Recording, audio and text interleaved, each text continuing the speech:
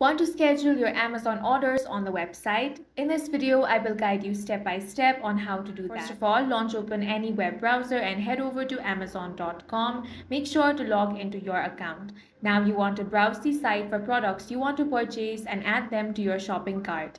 You can search for products by category or directly using the search bar. Once you've added all the items you need, click on the cart icon in the top right corner. Now click on the proceed to checkout option. You'll be taken to the checkout page where you'll review your order details. Amazon allows you to choose a delivery date for certain eligible items. Under the shipping address section, look for the option that says choose your delivery date. If the item is eligible for scheduling, you'll be able to select a specific delivery date. If the choose your delivery date option isn't visible, it may mean the item isn't eligible for scheduling or the delivery windows is automatically determined based on the shipping method and availability.